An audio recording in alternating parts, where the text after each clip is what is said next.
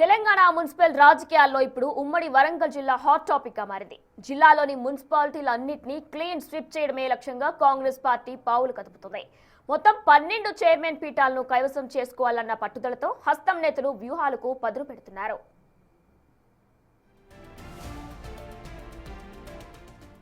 ముఖ్యంగా హంగ్ ఏర్పడిన కేసముద్రం, మహబూబాబాద్, వర్ధన్నపేట, జనగామ మున్సిపాలిటీలలో పట్టు సాధించేందుకు ఎక్స్ అఫీషియా ఓట్లే కాంగ్రెస్ కు ప్రధాన అస్త్రాలుగా మారాయి.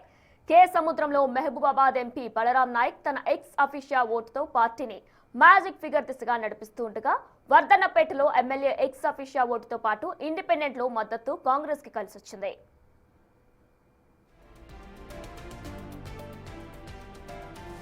మహబూబాబాద్ లోని స్వతంత్రుల అండతో హస్తం పార్టీ సునాయాసంగా పీఠాన్ని దక్కించుకునేలా కనిపిస్తుంది. జనగామలో ఇప్పటికే 2 ఇండిపెండెంట్లను పార్టీలో చేర్చుకున్న నేతలు మరో సభ్యుడి కోసం ముమ్మర వేట కొనసాగిస్తున్నారు.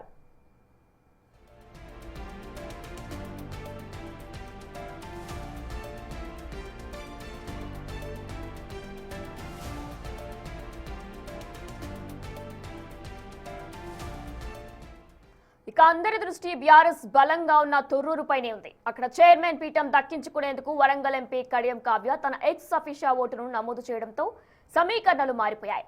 ప్రస్తుతం బీఆర్ఎస్, కాంగ్రెస్ బలాబలాలు సమానంగా ఉండడంతో గులాబీ పార్టీ నుంచి ఒక్క అభ్యర్థిని తమ వైపు తిప్పుకున్న చైర్మన్ పీఠం తమదే అన్న ధీమాతో కాంగ్రెస్ ఉంది.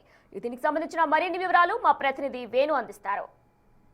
వరంగల్ మున్సిపాలిటీ దాదాపుగా అన్ని స్థానాలను కైవసం చేసుకునేందుకు కాంగ్రెస్ పార్టీ ప్రయత్నాలు చేస్తోంది.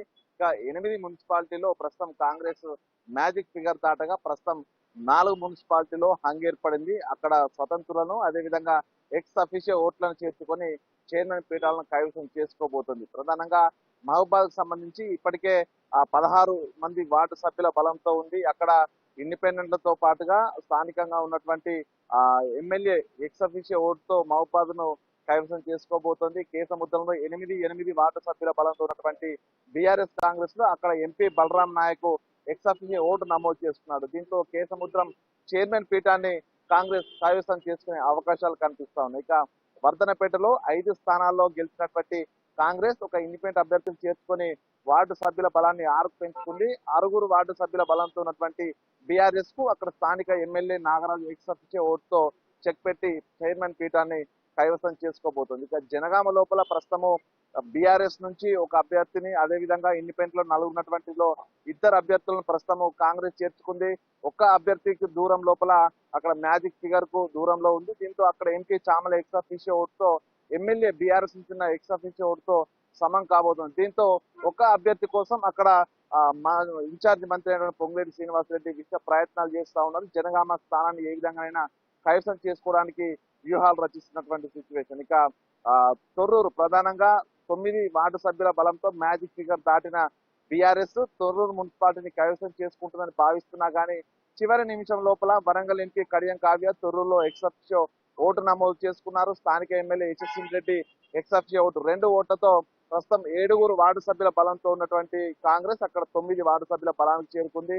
9 మంది వార్డు సభ్యులతో ఉన్నటువంటి బీఆర్ఎస్ కు సమంగా అక్కడ 2 బలాబలాలు ఉన్నాయి. సో మరొక క్యాండిడేట్ ని కనుక బీఆర్ఎస్ నుంచి కాంగ్రెస్ లో చేర్చుకుంటే తొర్రూరు మున్సిపాలిటీని కూడా కాంగ్రెస్ కైవసం చేసుకునే అవకాశం కనిపిస్తుంది. దీంతో 12 మున్సిపాలిటీలో 12ని క్లీన్ స్వీప్ చేసేందుకు ప్రస్తుతం కాంగ్రెస్ అయితే అడుగులు వేస్తుంది. ఎక్స్ అఫీషియో ఓట్లే ఇందులో చాలా కీలకంగా మారిన పరిస్థితి. ప్రధానంగా ఇక జనగామ విషయానికి వస్తే ఒక జనగామలో మాత్రము ప్రస్తుతం కొంత దోబుచ్చులాట జరుగుతా ఉంది. 4 ఇండిపెండెంట్ లో 2 ఇండిపెండెంట్లు బీఆర్ఎస్ కు, 2 ఇండిపెండెంట్లు కాంగ్రెస్ కు వెళ్ళిన పరిస్థితి. ఒక అభ్యర్థి కోసం ప్రస్తుతం కాంగ్రెస్ శత విధాల ప్రయత్నాలు చేస్తా ఉంది. ఒక ఇండిపెండెంట్ తో కాంగ్రెస్ కు ఉన్నటువంటి ఒక ఇండిపెండెంట్ తో పూర్తిగా అగ్రిమెంట్ కూడా పూర్తయ్యాయి. తనకు కూడా వైస్ చైర్మన్ పదవి ఆశ చూపినట్లు కూడా తెలుస్తుంది. దీంతో బీఆర్ఎస్ నుంచి ఒక క్యాండిడేట్ కాంగ్రెస్ కు వస్తున్నట్టుగా ప్రస్తుతం సమాచారం అయితే అందుతుంది. ఇది కనుక జరిగితే జనగామ మున్సిపాలిటీని కూడా కాంగ్రెస్ కైవసం చేసుకునే అవకాశం. ఏదేమైనా కూడా ఒక్క తొర్రూరు మున్సిపాలిటీ తప్ప మిగతా అన్ని చోట్ల కాంగ్రెస్ జెండా పాతుందని భావించినా కూడా ఆ తొర్రూరుపై కూడా